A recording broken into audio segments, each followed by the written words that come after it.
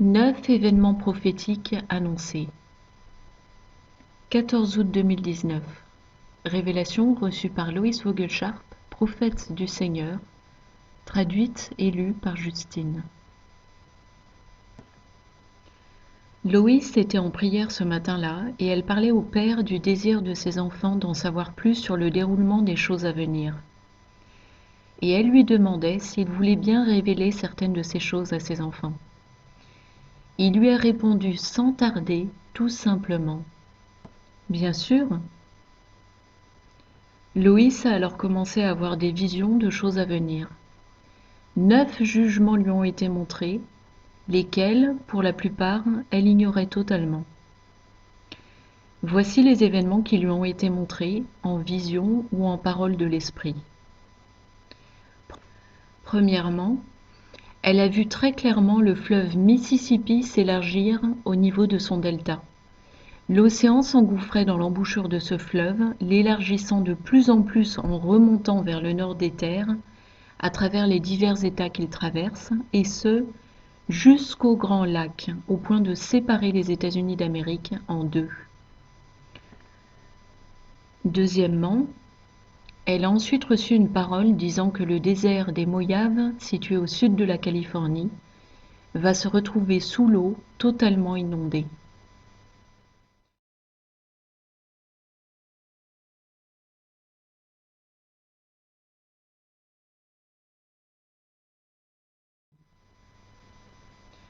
Troisièmement, Loïs a entendu l'esprit lui dire « La Suisse, CERN.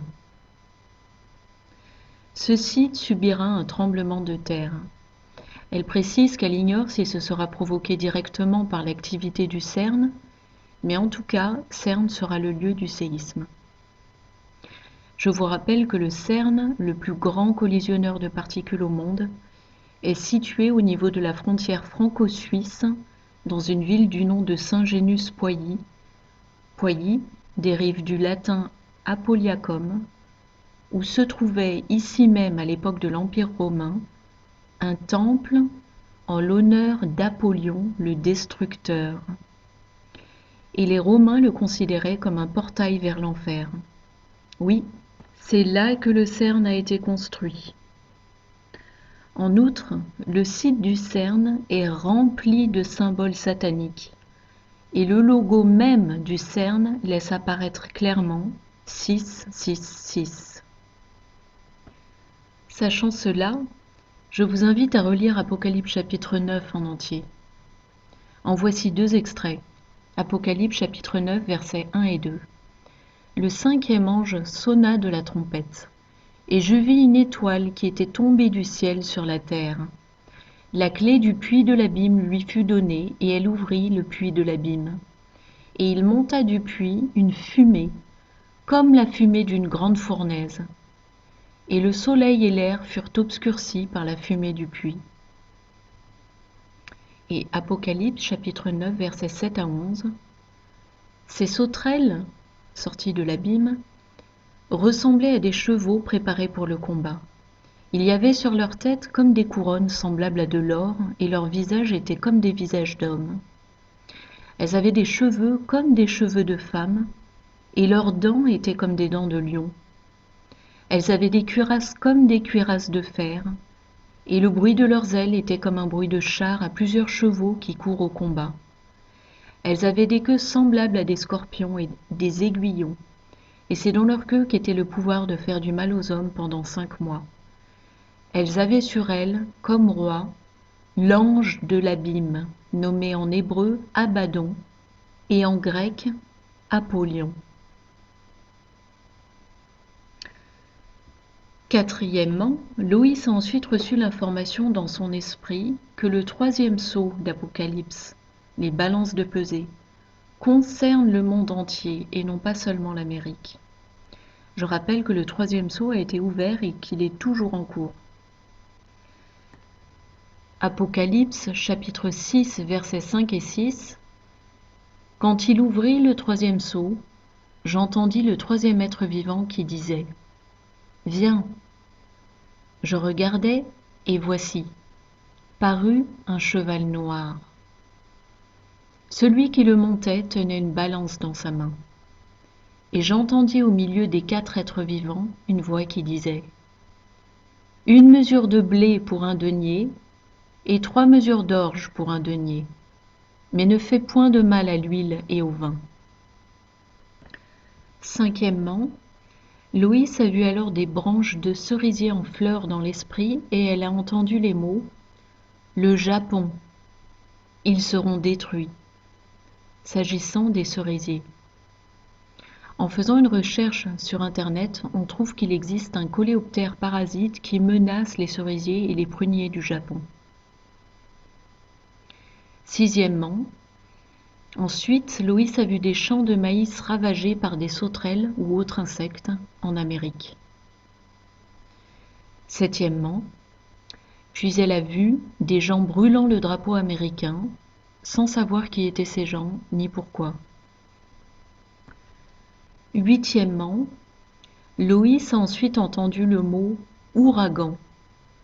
Ce sera l'ouragan le plus gigantesque et dévastateur qui ait été, et il frappera l'Amérique. Neuvièmement, la loi martiale va être décrétée dans plusieurs villes aux États-Unis après le crash. Voilà les 9 faits révélés par le Seigneur à Loïs. La façon très éclectique dont ils lui ont été présentés rend le tableau d'ensemble assez confus de prime abord. Pour tenter d'y voir plus clair, je les récapitule pour vous rapidement. Premièrement, séparation du continent américain en 2 blocs continentaux. Deuxièmement, le désert californien se retrouve sous l'eau. Troisièmement, séisme au niveau du CERN, provoquant peut-être l'ouverture de l'abîme et l'arrivée des sauterelles d'Apocalypse chapitre 9. Quatrièmement, l'inflation sur les denrées alimentaires due à l'épuisement et la dévastation des cultures provoque des pénuries alimentaires, troisième saut, dans le monde entier. Cinquièmement, des arbres fruitiers, des cerisiers, typiques du pays, sont décimés au Japon. Sixièmement, champs de maïs ravagés aux États-Unis. Septièmement, des drapeaux américains brûlés, signe de soulèvements sociaux antipatriotiques aux États-Unis ou de déclaration de guerre d'un pays ennemi de l'Amérique. Huitièmement, le pire des ouragans frappe l'Amérique. Et neuvièmement, la loi martiale est instituée dans des villes de plusieurs États en Amérique, suite au crash boursier et économique. Voici quelques remarques et questions qu'on peut se poser. Ces événements ne semblent pas être donnés dans un ordre chronologique. Ces différents événements sont-ils liés entre eux ? À quelle prophétie biblique peut-on rapporter chacun de ces événements ? Les différents événements ne semblent pas revêtir la même gravité.